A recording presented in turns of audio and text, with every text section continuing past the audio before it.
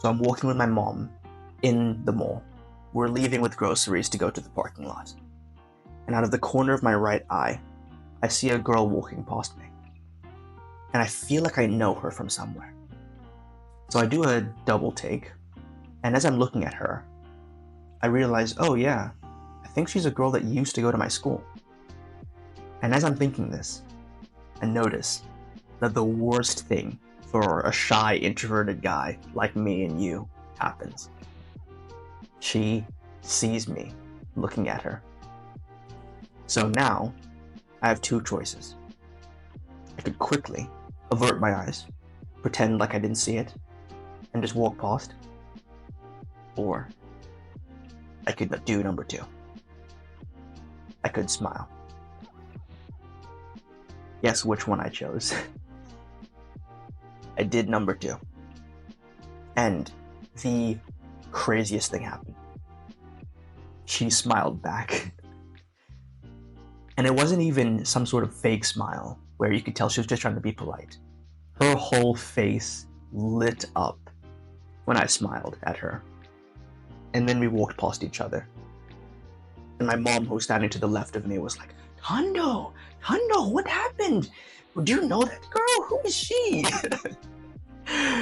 And that brings me to point number one, which is that when you quickly avert your eyes, if you catch somebody's eye, it shows that you're super anxious. So what I want you to do from now on is, if you're looking at somebody, just randomly, maybe you're just staring in the general direction, and they happen to see you, instead of quickly looking away, just smile at them. And this, I know you're thinking, is going to be so cringe. They're going to think, why is this guy smiling at me? They're not. Trust me. People like smiling, especially genuine ones. Of course, if you forcefully look at somebody, waiting for them to turn and look at you, and then smile, it could probably be considered weird. But if you're going through your life, maybe you're sitting at your desk, in class, work, so forth, and your gaze drifts to a direction, somebody looks at you, just give a casual smile. There's no issue with that whatsoever. And I feel like somebody is going to mention, but what if this only works if you're handsome? If you're ugly, then it's not going to work. Relax, okay? Relax. It's not that deep. So, that's point number one. Point number two. Now, this is something I feel like I shouldn't have to mention, but in the age we live in, I do. And this, I'm also a culprit of this multiple times. Stop interrupting people to finish their sentences. Because it's worse enough to interrupt somebody, period, because it's just annoying. Genuinely, no human being, I don't believe, enjoys being interrupted, being cut off in their sentence. But it's worse when you're almost presupposing that you know what they're going to say, so you hijack it to let you get the last word in. Just stop speaking and let people finish their sentences. Even if they trail off, it's fine. You won't die if you hold your tongue for a few more seconds. And I know you're thinking, but Tondo, other people do it to me, so I should be allowed to do it to them. Come on. You know how childish and immature that is, right?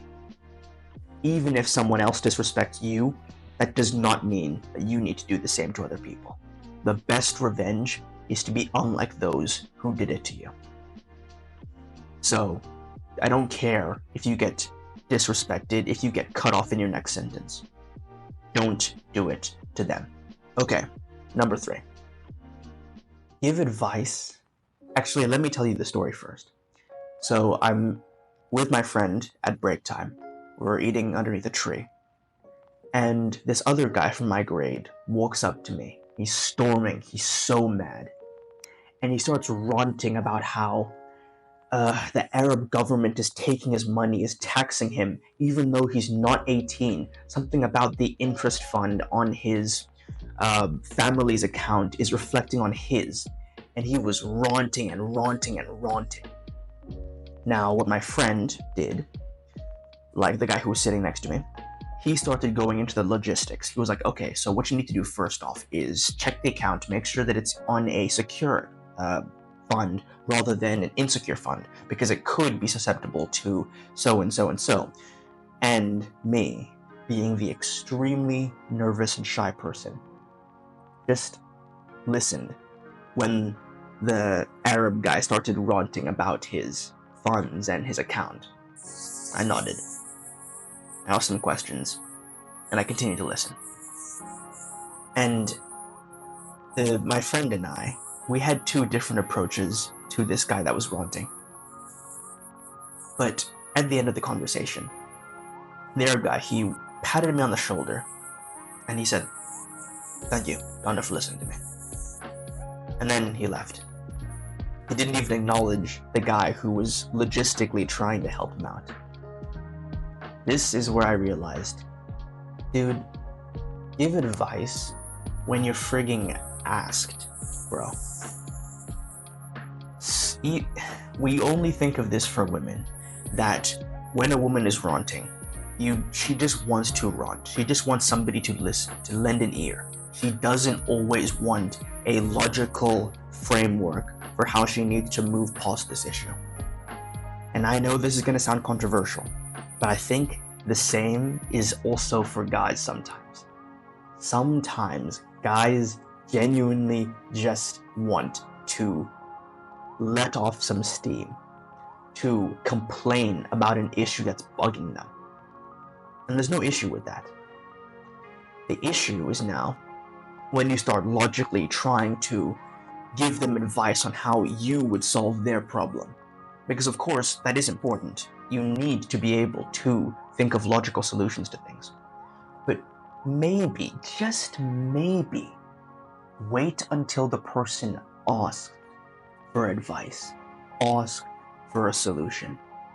Because then you can still give the advice, and the person would probably be even more grateful for it because they wanted it, rather than you giving advice on a topic that you may not even have the full story of, because you feel like you need to just jump in and tell them what they should be doing, like you're their mom or something. So this is a long-winded way of saying, don't give advice until you're asked. And of course, like with all these things, there's some wiggle room. These are not like hard and fast, absolute rules. But you know what I mean. Alright, this is a bit of a difficult one. Oh, by the way, if you're enjoying this, tell me in the comments. And I have a free, totally free, guide on how you can become a very sociable person in just 5 days. It's a full blueprint in the description down below. So if you want it, check it out, I'll send it to you. So this fifth one is going to be a bit controversial. It may go against some advice that you've heard beforehand. Did I say fifth or fourth? Anyway, you need to be in a good mood most of the time in social situations, even if you aren't. Now hear me out. You see, when we are in a bad mood, it can often, it's called social contagion, it can often be sensed by other people. And nobody wants to be around a person in a bad mood. Now, this does not mean you need to completely fake it the whole day. And if you genuinely feel like you cannot put on a smile, put on a happy face, then I would urge you to not be in a social situation at all, rather than go there miserable, make other people around you miserable, and then complain about how social interactions are hard, why don't people like me, that sort of stuff. So for the time being, even if maybe your day was pretty crappy, just go with it. There was a story that happened to me. So I was doing this Halloween competition, and I ended up hurting myself pretty badly. Like, the entire heel on my right foot got like this metal, you know the metal chair leg? it dug straight into my heel. It hurt like hell. There was even blood bleeding from the sock. And I was in a pretty bad mood from there, as you can imagine. But I didn't tell everybody. I didn't start sulking around and saying, I hate this, I want to go home. Even though part of me did. I just put on a smile. Because it was a freaking party on a Halloween. So, if you take anything from this, just put on a happy face for the moment. Then when you get home, you can lie down in your bed and start screaming if you want to. Again, I know this is controversial to say, but I believe it's true. Lastly, number 5, cinco. I was almost going to put this, but that's 10. Last one. You need to actually be happy to see people. There's a friend of mine. His name is Arjan. And one of the key standout things I've noticed about him, whenever we go to party, is that when he sees somebody he knows, he's ecstatic to see them. He's dapping them up. He's asking them, how are they? There's this up energy to him when he sees other people. And of course, that makes the people he's seeing feel good. I mean, it feels good when he does it to me, when he sees me and gets excited. So this is something that I know is a bit different because he's very much an extrovert. I am an introvert, and you probably are as well. And I think that for us, we don't necessarily have to go super loud and start like hugging them, but we can simply smile when we see somebody. We can still give them a fist bump, high five, a simple question about how their weekend was. Even though I do not really like small talk. I've made a video, I'll make more videos about how I think it's pretty dumb.